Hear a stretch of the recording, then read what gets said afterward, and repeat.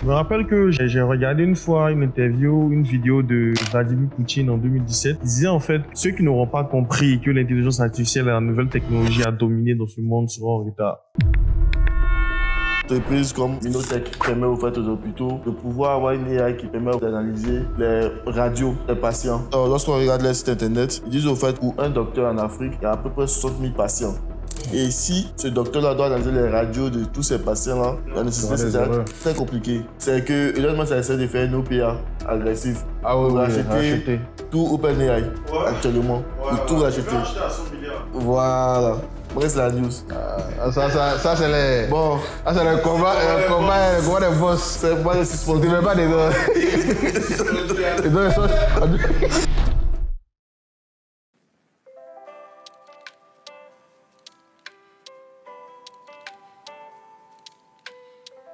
Bonjour, bienvenue à Rising Classic. Aujourd'hui, nous allons parler d'intelligence artificielle dans le monde et en particulier en Afrique. On va parler en premier lieu de l'impact des IA génératives sur les startups africaines. Parce que beaucoup de startups disent en fait qu'il faut qu'il y ait une intelligence artificielle made in Africa. On va chercher à comprendre ce que ça signifie. En deuxième lieu, nous allons parler des IA pour faire face aux problèmes de funding et des ressources humaines. Il s'agira de discuter de l'utilisation des intelligences artificielles pour surmonter les défis de funding et de ressources humaines. En dernier lieu, nous allons parler des avantages d'avoir accès aux AI open source. Et nous allons aussi parler des formations. Comment se former, vers quel institut de formation se tourner pour avoir des formations de qualité et devenir un talent que les startups en Afrique vont recruter. Alors, je suis avec Michel et Dester. Yep. Comment vous allez, les gars? Super. Ça peut aller. Après le premier épisode, comment on se sent? Super motivé, c'est beaucoup plus intéressant. On arrive à explorer maintenant l'épisode 2 avec beaucoup plus de sérénité. Yep. Exactement. Déjà, moi, j'ai une question qui me taraudait à l'esprit depuis le début. Je viens toujours avec des questions bizarres. Mais j'aimerais savoir, pourquoi est-ce qu'il faudrait une AI made in Africa? Qu'est-ce que ça signifie? C'est pas la même technologie partout, il y a une différence quand c'est made in Africa. Dester, on commence par toi. Ok, je pense que déjà, l'intérêt au fait d'avoir une IA qui est spécialisée au fait sur le contenu africain peut être intéressant parce que il y a certaines applications sur lesquelles l'Afrique au fait en a besoin que les autres contenus n'ont pas forcément un intérêt. On va prendre un exemple assez concret. Lorsqu'on prend un appareil photo et qu'on essaie de prendre une photo de groupe, et si vous avez déjà pris des photos avec des personnes d'autres races comme des blancs ou des asiatiques, la majeure partie du temps, lorsque vous essayez de faire le flash, les personnes qui ont la peau blanche sont beaucoup plus valorisées dans la prise de photos et les personnes qui étaient noires sont beaucoup plus sombres sur les photos. Donc, c'est juste parce que l'IA qui a été entraînée au fait pour pouvoir éclaircir au fait les photos, avec des datasets où il y a beaucoup plus de blancs ou des personnes en tête beaucoup plus claires. Donc, il y a un bias qui se fait déjà en amont. Alors que c'est entraîné avec beaucoup plus de teint africain, de noir, elle pourrait arriver au fait à balancer beaucoup plus les images pour donner des images qui soient beaucoup plus de qualité, qui ne favorisent pas une race en une autre, au fait. C'est un cas, au fait, qui peut être intéressant. Ouais, ça, c'est un cas quand même assez intéressant, assez valide. Moi, je pense que l'une des choses aussi qu'il faudrait voir, c'est que la plupart des IA génératives de l'extérieur, qu'elles soient françaises, chinoises ou américaines, je pense qu'elles n'ont pas forcément les données sur ce qui se passe en Afrique. Tu sais, déjà même, on parle toujours du problème de données en Afrique. On n'en a pas assez, on n'en a pas vraiment documenté. Et je pense que il y a pas longtemps, même quand Google voulait créer de nouvelles langues, c'est-à-dire dans Google Translate, ils ont dû se déplacer en Afrique pour pouvoir, en fait, si tu veux écouter, bon, pas écouter, mais on va dire enregistrer les différentes langues. Et puis ensuite, aller travailler sur la transcription. Donc, ça veut dire qu'il y a beaucoup de données, par exemple, qu'on n'a pas, ou bien qui ne sont pas encore enregistrées. Et ces données-là ne sont pas encore accessibles à, je vais dire quoi, à DeepSeek et les autres. Alors que si nous décidons, par exemple, de faire une IA générative pour nous, cela veut dire quoi? Ces données-là, on va devoir aller faire quoi? Aller les chercher, les chercher, les créer, les nettoyer, s'assurer qu'elles sont dans le contexte africain et nous permettraient, nous, en fait, de pouvoir les utiliser dans notre contexte. Malheureusement, aujourd'hui, bon, ce qui est bien en lignage génératif, c'est quoi? C'est que, de manière générale, tu as les infos que tu veux. Quand il y a info, j'aimerais pouvoir réécrire peut-être mon email, il y a feuille. Mais dès que tu rentres un peu plus loin par exemple, j'aimerais avoir des informations sur peut-être quelque chose d'africain, on n'a pas forcément toutes les données qu'il faut. Et parfois, on le sait très bien. Ça crée aussi ces données.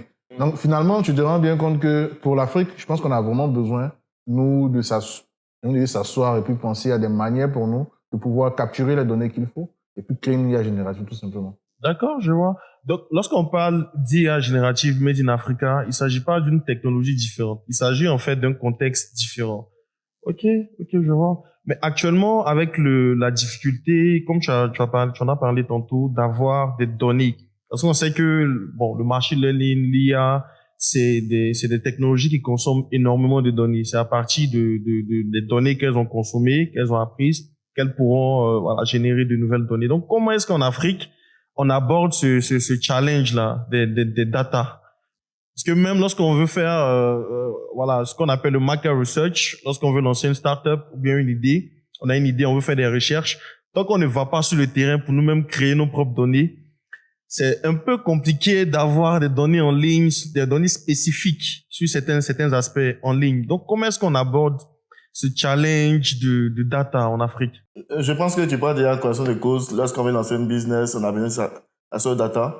Et il y a par exemple Zendi Africa, qui est une plateforme sud-africaine, si je ne me trompe pas, qui donne la possibilité aux étudiants ou aux personnes qui apprennent à manipuler les data, à pouvoir compétir avec des data réels. Okay. Et ces data-là viennent par exemple de grandes compagnies qui sont déjà sur le continent ou d'ailleurs, par exemple des compagnies telles que la CIE par exemple, qui pourraient mettre à disposition en fait cette plateforme-là un dataset au fait d'informations sur ses clients, bien sûr anonymisant les données, tout ça, et pouvoir mettre à disposition des étudiants pour leur dire ok, on voudrait pouvoir créer des modèles qui pourraient prédire les coupures d'électricité dans une région bien donnée.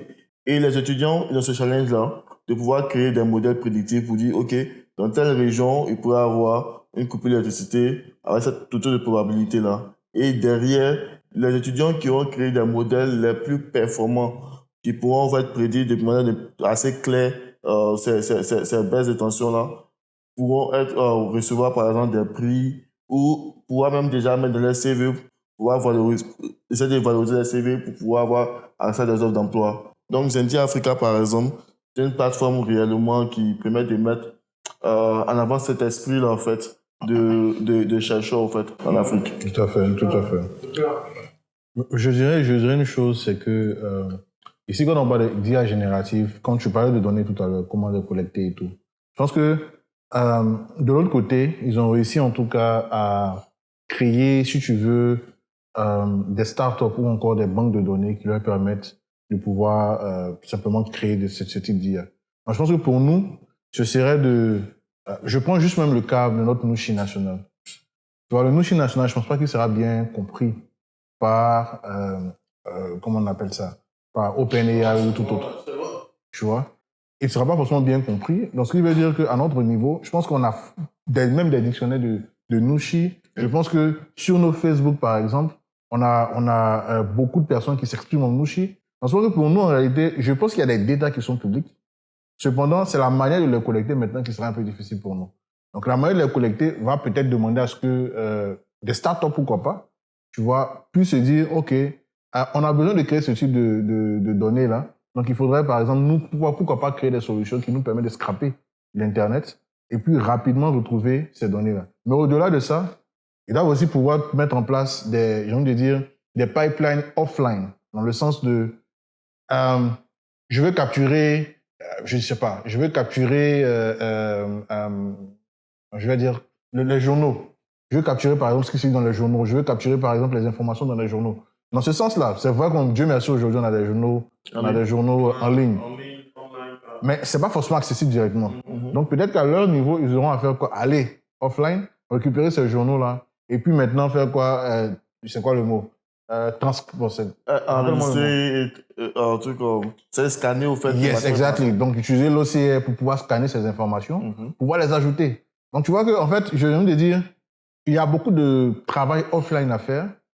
Et peut-être le problème là, ce sera maintenant la main-d'œuvre. Parce que finalement,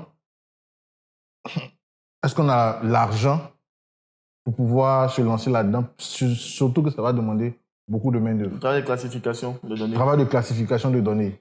Travail de... même les données, tu vas les cleaner. En fait, il y a beaucoup de choses derrière qui vont demander beaucoup de main-d'œuvre. Et je me demande, finalement, est-ce que nous, on a, j'ai envie de dire, les fonds pour le faire? Après, pour moi, je pense qu'aujourd'hui où on en est, la l'IA n'est plus juste une sorte de... L'idéal à atteindre, parce que c'est déjà présent. C'est ça, c'est déjà présent, en fait. Donc, c'est peut-être utiliser les modèles qui sont là et puis commencer avec le peu qu'on a maintenant. Ensuite, pouvoir peut-être, pourquoi pas, lever des fonds sous la prémisse qu'on veut créer une IA générative purement africaine. Et ces fonds-là pourraient peut-être nous permettre de pouvoir maintenant aller offline et puis récupérer toutes les données qu'il faut. Mais là encore, il faudrait vraiment avoir une vision assez claire de ce qu'on veut faire, quoi. C'est.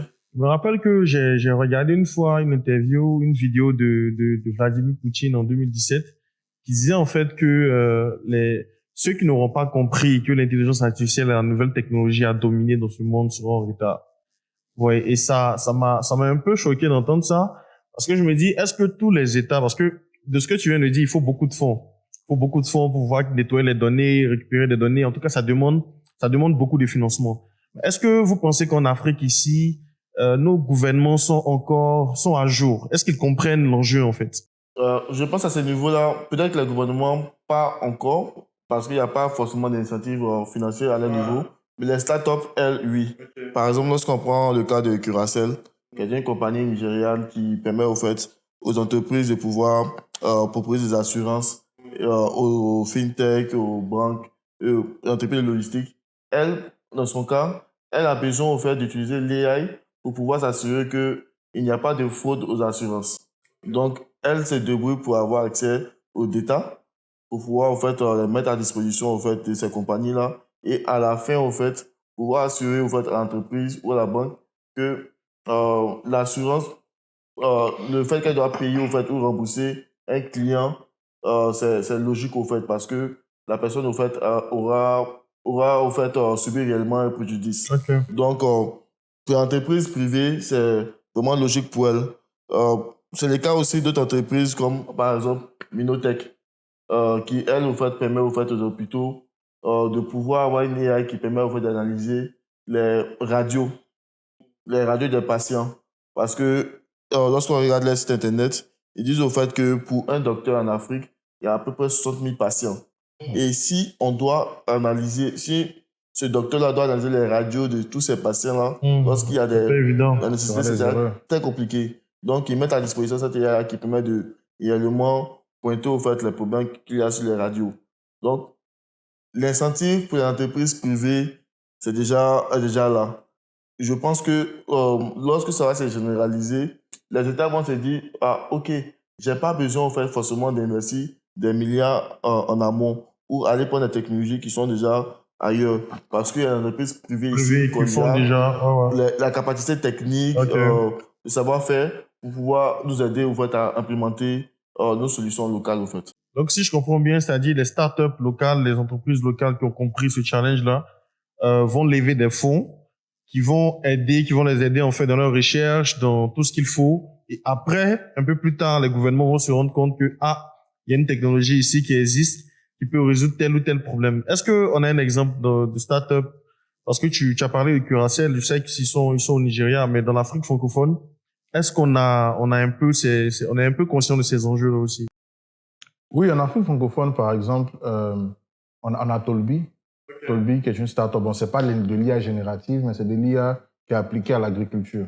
Donc, c'est une start-up sénégalaise qui donc utilise l'IA en fait pour pouvoir dénicher, bon, on va dire, utiliser les données satellitaires et puis enrichir avec l'IA pour pouvoir détecter les différentes plantes, détecter les plantes qui sont malades, vraiment donner la possibilité aux planteurs d'avoir une vue assez claire de ce qui se passe dans son champ, sans qu'il n'ait forcément trop se déplacer aussi.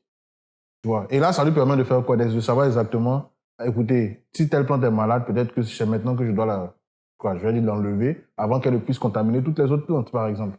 Donc, c'est super intéressant, en fait. Et je pense qu'en Afrique, en Afrique francophone surtout, j'ai beaucoup vu l'application de l'AI au niveau de l'agriculture. Je pense qu'on a Joule International avec ses drones et tout. Peut-être... Je pense que tu peux en parler un peu plus, vu que c'est une entreprise ivoirienne. Oui, bon, Joule a commencé avec les drones, donc fait une cartographie donc, de ce qui se passe, en tout cas avec le drone, fait une cartographie de des plantations. Mais aujourd'hui, ils vont beaucoup plus loin que ça avec l'IA. Ils vont beaucoup plus loin que ça. Ils ont la même chose que Tolbi, ils arrivent à détecter exactement dans quelle partie, par exemple, de ton champ, il y a des problèmes, te permettant d'avoir toutes les informations en fait, qu'il faut. Et puis, ce qui est bien, c'est numériser. Donc, quand c'est numérisé, ça veut dire que tu es assis chez toi, dans ton dashboard, l'IA te dit, là, il y a un problème, et peut-être qu'il faudrait faire quelque chose à ce niveau-là.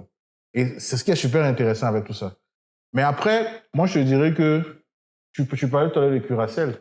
Je pense qu'il y a une startup comme ça ici, qui s'appelle EnvoyX. C'est une startup aussi dans l'assurance, donc qui utilise l'AI aussi pour la détection de fraude. Et puis, en même temps, ce qui est intéressant avec eux, c'est qu'en même temps, ça permet, ils donnent des avances aux hôpitaux pour pouvoir rapidement, en fait, régler leurs soucis de trésorerie. Donc, ils combinent un peu tout ça pour permettre aux hôpitaux de toujours rapidement récupérer leur argent en termes de claims, donc au niveau de l'assurance. Et puis, toujours aussi, s'ils ont des problèmes de trésorerie, rapidement aussi avoir de l'argent. Donc, en vrai, en Afrique francophone, il y en a. OK. On a des startups. Cependant, peut-être mon problème, il n'y en a pas assez. Oui. C'est peut-être là mon problème. Okay. Je trouve qu'il n'y en a pas assez. Après, je crois qu'il y a certaines qui disent qu'elles font, mais ce n'est pas très poussé. Mais je trouve qu'en termes d'utiliser l'IA réellement poussé, réellement, en vrai, c'est sûr que c'est 3 startups-là que je vois. Après, peut-être d'autres startups sortiront à la sortie de l'épisode, mais en vrai... On sera heureux de les recevoir. Bien sûr, bien sûr. Mais en vrai, en Afrique francophone, il y en a très peu. D'accord. Bon, ça suscite 2 questions, moi. Première question, c'est déjà, il y en a très peu. Quelles sont les causes? Qu'est-ce qui fait qu'il y en a très peu? Et ma deuxième question, tu as parlé tantôt d'agriculture. Au niveau des plantations, on sait que en Afrique, en Afrique, généralement, les agriculteurs, c'est pas des gens... Est-ce qu'un agriculteur va utiliser un dashboard? Bon, de toi à moi, hein. On va utiliser un dashboard pour détecter. Donc, je me dis qu'il ne voit pas, même quand tu vas venir en disant que c'est l'AI, c'est bien beau, mais lui, il voit pas la plus-value. Ou bien peut-être qu'il n'est pas assez documenté. Je dirais que ça dépend du type d'agriculteur. Bon, si on prend en Côte d'Ivoire, 60%, en tout cas, moi, je sais que la plupart des agriculteurs, quand on parle d'agriculteurs en Afrique, c'est des gens généralement qui sont dans les champs, dans les villages. Tu vois, c'est eux vraiment le nerf, ceux qui vont au champ avec des dabas, là. Parce que eux, c'est vrai que souvent, il y a des documents qui montrent que, bon, à cause des maladies des plantes, ils perdent beaucoup X% de leur récolte. Mais ces gens-là, comment est-ce qu'ils peuvent utiliser ces intelligences artificielles? Moi, je dirais que c'est une affaire, c'est juste l'expérience qui doit changer. OK. Donc, par exemple, si pour un gros producteur, on crée un gros dashboard, pour un petit producteur, ça sera une expérience différente. OK. Dans le sens, peut-être même, pourquoi pas utiliser l'IA générative pour arriver même à, par exemple, je dis un truc fou, hein, lui donner, en fait, ces analyses-là, vocalement. Par exemple. Dans sa langue même? Dans sa langue. Ah, c'est intéressant quand même. C'est juste réellement une affaire d'expérience qu'on peut créer autour de cela. Parce que en réalité, ils subissent toujours ces problèmes-là de maladies et autres. Quand tu leur parles, ils subissent ces problèmes, tu vois. Ouais. Mais cependant, l'expérience n'est pas forcément la meilleure pour eux. Tu vois. Donc je me dis, pour ces petits-là, il faudrait juste changer l'expérience. Et puis, pour certains, même les smartphones, là, le gars même, quand il envoie WhatsApp, c'est note vocale. Donc ce gars-là... Beaucoup n'écrivent pas sur WhatsApp. Toi, tu dois t'adapter. Ils n'écrivent pas. Exactement. Tu dois t'adapter, en fait. C'est vrai. Et toi, Dester, pour la première question, quelles sont les causes? Qu'est-ce qui fait que Je pense que peut-être que les gens sont un peu intimidés lorsqu'ils entendent parler de AI. Alors que actuellement, ça ne doit pas être le cas. Parce que avec OpenAI, Claude ou Mistral, ils mettent à disposition des API. Donc, on n'a plus à faire ce travail d'avant où on devait collecter les data, les clean, pouvoir donner du sens à ces data, tout ça. Maintenant, on a ces API qui sont à disposition et il suffit juste de les plug dans les applications et de donner réellement un réel contexte à l'AI pour qu'elle puisse donner des résultats probants. Et ça prend même pas plus de 15 minutes au fait à un développeur d'aller juste récupérer ces API-là et de les intégrer. Il suffit juste d'avoir maintenant un use case qui est assez fort. On n'est plus dans l'use case d'avant où on devait taper des mois à côté des data. Maintenant, c'est disponible.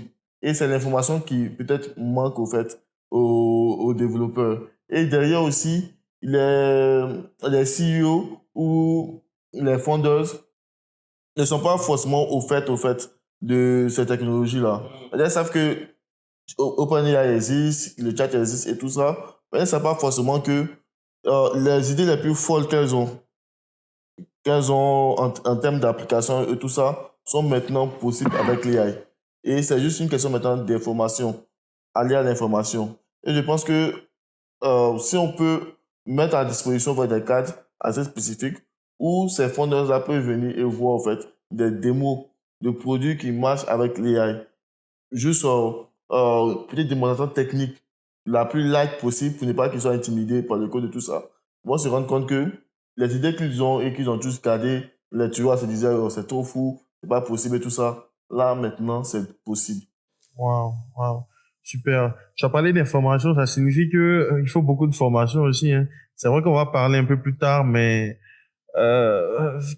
comment se forme aujourd'hui lorsqu'on parle d'intelligence artificielle, c'est dit que quand tu développes une application, une nouvelle application, il y a l'intelligence artificielle générative derrière. Genre, il y a un mème qui était beaucoup populaire. Dès on tire le rideau, on va open. Les rappers, là. Les rappeurs. Les AI rappers. On va OpenAI. Ah, mais bon, on s'est dit, est-ce qu'il y a réellement de l'innovation autour? C'est pas OpenAI qui a tout fait. Maintenant, nous tous sommes en train de plugger sur OpenAI. Tu sais, je me souviens plus trop du nom de cette start-up-là, mais c'est une start-up américaine qui était dans le legal tech. Pour ceux qui ne savent pas c'est quoi le legal tech, c'est simplement une start-up qui essaie d'améliorer, j'ai envie de dire, je vais dire quoi, la vie des avocats, en tout cas de leur pratique. Tout ce qui est juridique. Et cette legal tech-là, ce qu'elle faisait, elle permettait en tout cas à ses avocats de pouvoir avoir des informations sur les différents cas le plus rapidement possible. C'était super déjà, en réalité, ils ont pu se faire de l'argent et puis aussi quand même bootstrapper jusqu'à arriver à un certain niveau. Donc quand l'IA générative est arrivée, je vous entends les premiers à utiliser ChatGPT 4.0. Et quand ils l'ont utilisé, ils ont créé quoi? Je vais dire un agent, bon pas un agent, mais j'ai envie de dire un assistant qui te permettait en fait d'aller directement dans toutes les informations, regarder même vos différents cas et puis faire ressortir des infos rapidement. Et là, tu peux considérer que oui, c'est du AI wrapping. Mais en vrai, il y a beaucoup de choses qu'ils ont dû travailler dans leur application pour s'assurer que lorsque, par exemple, l'IA ramène une réponse, la réponse n'est pas bête. Parce qu'à un moment, c'est le problème de l'IA. Surtout générative. Génère ses propres données souvent et puis il assume. Exactement, en fait. Comme s'il ment. Tu vois. Et puis il ment, tranquille. Il ment souvent. Donc, mais ça, ils ont dû en fait construire quelque chose qui leur permettait en fait de pouvoir filtrer tout ça. Et puis pouvoir s'assurer que tout ce qui sortait de l'IA, c'était propre en fait. Donc ça veut dire que on peut penser que c'est juste du AI wrapping, mais derrière le travail qu'il y a eu pour s'assurer que disons, on n'avait pas les problèmes que ChatGPT avait, c'est fou en fait. Et ces gars, finalement, ils ont vendu leur startup à 600 millions de dollars. Ça vous dit que, en réalité, on peut juste penser que c'est juste ça, mais il y a du travail en fait qu'il faut faire derrière. Ce n'est pas juste faire un truc et puis ramener quoi. En même temps aussi, ça me fait penser, parce que quand ChatGPT est sorti, au départ, on pouvait pas upload des PDF. Ça pouvait pas lire des fichiers. C'était juste des chats. Donc moi, je me rappelle que comme j'aime beaucoup fouiner, j'aime voir d'autres outils, il y avait chat PDF. que j'utilisais beaucoup. J'upload mon PDF, il me sort. Mais aujourd'hui, est-ce que Chat PDF existe encore? Donc moi, je pose la question pourquoi? Parce que toutes les startups qui vont essayer de se plug aux données de OpenAI, parce que pour moi, c'est ça, hein, quand on parle de Made in Africa, vous avez vraiment défini, c'est-à-dire créer ses propres données. C'est un contexte qui est différent. On crée nos propres données auxquelles nous-mêmes on peut se plug et puis avancer. Mais lorsqu'on parle de chat PDF qui n'existe bien, je sais pas quelle plus-value ils vont apporter encore, mais ChatGPT a ajouté cette fonctionnalité. Donc, quand tu as parlé de Legal Tech, et si les gars de ChatGPT essayent d'ajouter cette, parce que à la fin, ou bien peut-être que j'ai pas bien suivi, mais vas-y. Oh, je pense qu'à ce niveau-là, c'est une question de business model. Par exemple, OpenAI, Mistral et autres, leur business model, c'est de créer des modèles les plus innovants possibles. C'est-à-dire, à travers la rapidité du modèle, l'intelligence du modèle, réflexion et tout ça. Et aller se cantonner aux différents use cases, c'est pas forcément là, en fait, il y a de la plus-value pour eux. Leur intérêt à eux, c'est de créer, en fait, l'infrastructure, la technologie, sur laquelle tous les autres business vont venir juste se greffer pour utiliser les API, acheter les tokens et pouvoir générer, en fait, de la valeur. Donc, eux, à leur niveau, il n'y a pas réellement cet intérêt-là. Le cas du PDF, c'est vraiment parlant parce que c'était juste un manque que Chat PDF venait combler.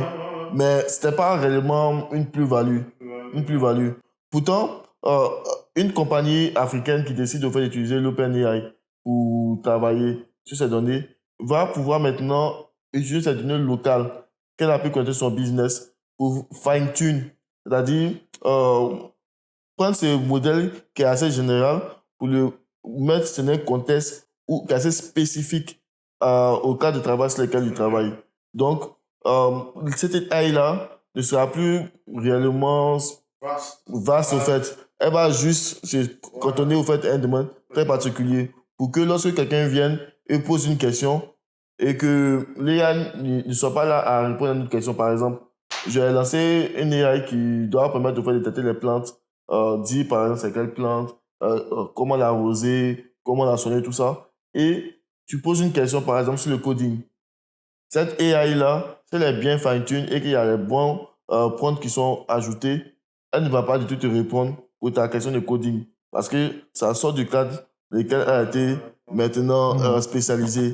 Elle va te dire non, non, non. Si tu me poses des questions sur les plantes et autres, je suis prêt à te répondre. Mais dans notre cas, non, pas du tout. Donc, mais tu sais, quand il le dit comme ça, en fait, ça touche un peu ce qui se passe actuellement avec ce qu'on appelle l'agentic AI. L'agentic AI, c'est simplement, on a un agent qui vient un peu automatiser ce que les humains faisaient. Tu vois. Donc, dans ce cas-là, imagine, tu as ce gars qui est completely sales agent. Ou bien, j'ai envie de dire customer service. Donc, lui, le service client, il reçoit ton appel, il répond aux appels, et puis, disons, toi qui es derrière en tant que l'entreprise, tu ne fais que recevoir en fait toutes les informations qu'il a pu prendre au niveau du client qui a appelé. Donc, tu vois, ce type de, tu vas appeler ça comment? Ce type d'application de l'AI, aujourd'hui, sont les plus fondées. Parce qu'en réalité, c'est, comme il a dit, c'est towards une industrie ou bien une fonction bien définie, bien spécifique. Donc, tu verras que cette AI-là, par exemple, va pas aller dans tous les sens. Et puis, je vais me rappeler du nom de l'entreprise, c'est CaseText. Donc, l'entreprise de Legal, c'est dont je parlais tout à l'heure. Et il y a même une autre entreprise, Judy AI. Oui, il y a Judy.ai aussi qui est en train de... Judy.legal, pardon. Legal. Judy.legal qui est en train de faire son petit bonhomme de chemin, tu vois. Donc, c'est pour dire que je pense le futur aujourd'hui, c'est de pouvoir trouver la fonction. Je dirais même plus l'industrie, mais je dirais même la fonction, une fonction qu'on peut automatiser grâce à l'AI. Pour ne pas qu'on ait à, disons, je pense qu'on va parler de ça hein, en termes de, je vais dire capital humain dont tu as besoin réellement même pour pouvoir lancer une start-up. Parce qu'à un moment, tu te rendras compte que l'AI va, malheureusement ou heureusement, éliminer certaines fonctions dans une entreprise. Et quand c'est comme ça aide complètement. Et je pense que c'est comme ça que les startups pourront se différencier. Au lieu de juste venir faire des petits bouts. Parce qu'en réalité, Chat PDF, par exemple, c'était pour moi, je trouve ça que c'était un petit bout. Une fonctionnalité, en fait. C'est la même interface. C'est juste, tu uploads, il y a juste un petit bouton. Il y a une pièce jointe. Utilisez par exemple Langchain pour le faire. Voilà. Langchain. Alors que ça, c'est facile à faire pour eux. Oh. Pour OpenAI, je veux dire. Je pense qu'on a d'autres initiatives aussi qui ont été faites par certains telcos. Je pense que tu peux... Oui, il y a par exemple l'IPHB avec le partenaire avec Orange, je pense bien, qui a vous faites un master en data et intelligence artificielle. Il y a aussi Simplon qui offre aussi des certifications pour apprendre la data aussi. Il y a aussi Eptien qui est un programme Bridge Data Analytics qui offre aussi ces informations. Et puis je pense aussi il y a Digifam. Oui, il y a Digifam. Comment est-ce que j'ai pu oublier la maison? Vraiment, c'est pas bien ça. Pas oublié. Vraiment.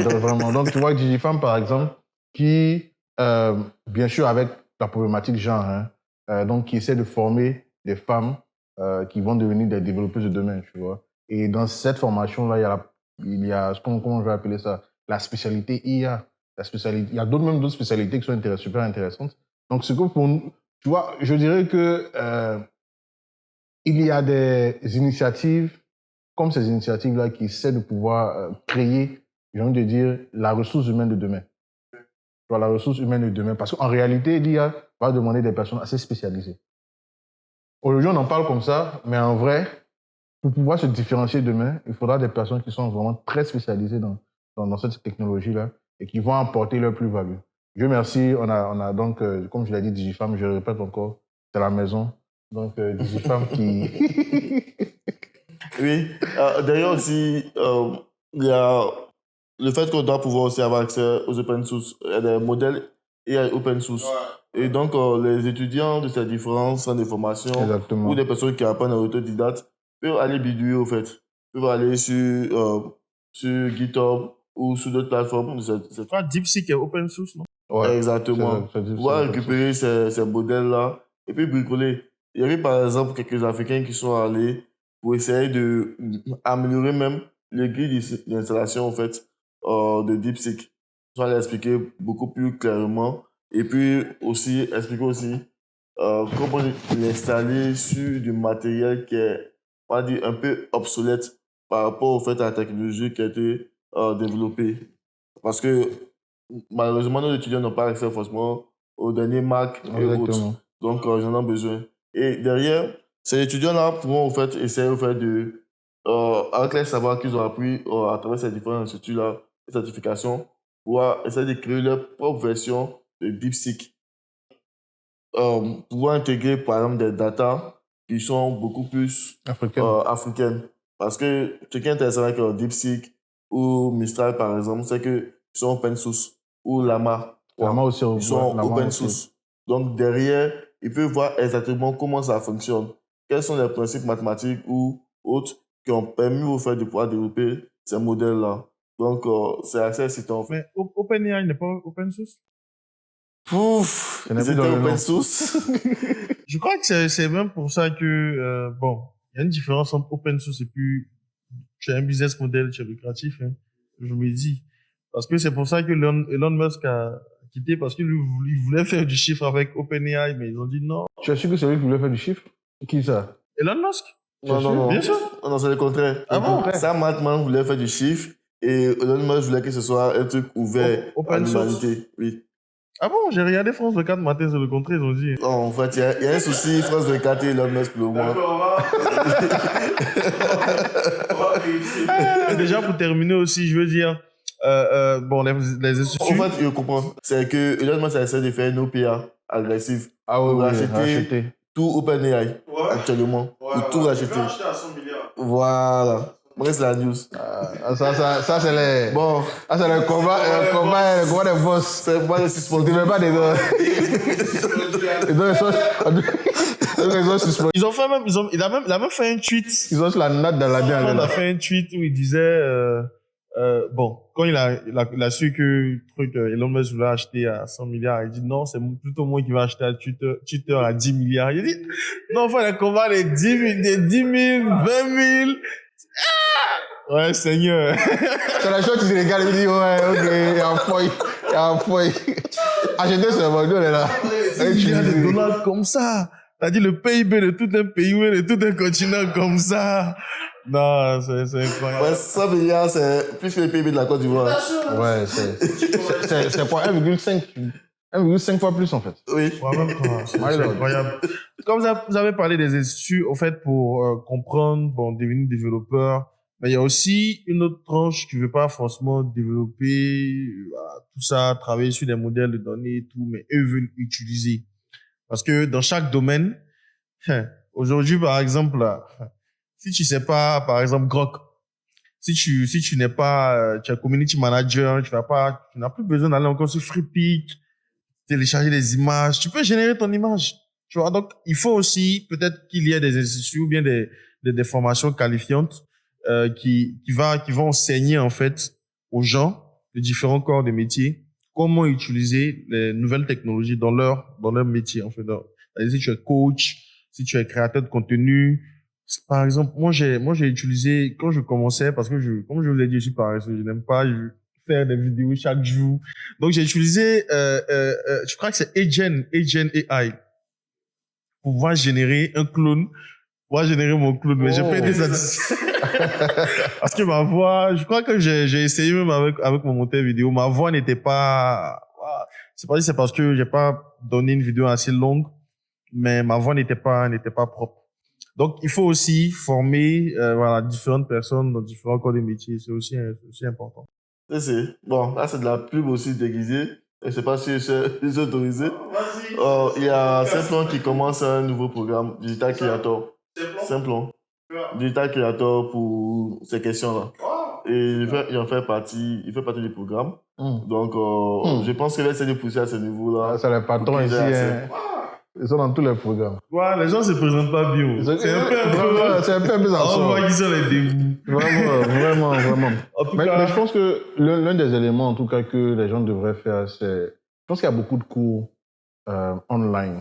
Peut-être pas des programmes comme Digital Creator, mais je pense qu'il y a beaucoup de cours online. Quand tu parcours des plateformes comme Udemy ou bien comme, comment on appelle ça, Coursera, ce sont des plateformes en tout cas où ils essaient de faire, bon, c'est vrai que c'est pas forcément dans tous les domaines, mais tu verras par exemple du AI pour business manager, tu verras du AI pour coach, tu verras ce genre de formations qui sont là. Après, pas forcément certifiantes, mais je crois que tu peux avoir un certificat à la fin. Donc tu as un certificat, c'est pas forcément certifiant dans le sens de certification, mais tu as un certificat de complétion pour dire voilà que tu as terminé le truc et tout ça. Donc je pense qu'il y a ces comment je vais dire ça, ces plateformes qui sont là, qui permettront donc à cette personne qui voudra en savoir un peu plus.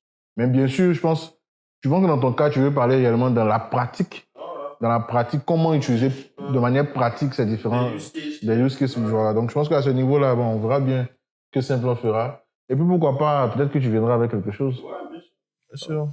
On va travailler sur ça. En tout cas, je pense que ça a été un très bel épisode. On a parlé de pas mal de technologies. En tout cas, dans la description, on mettra tous les liens nécessaires qui vous permettront de vous-même approfondir vos recherches. Mais déjà, abonnez-vous et d'ici là, je vous dis à bientôt. Peace.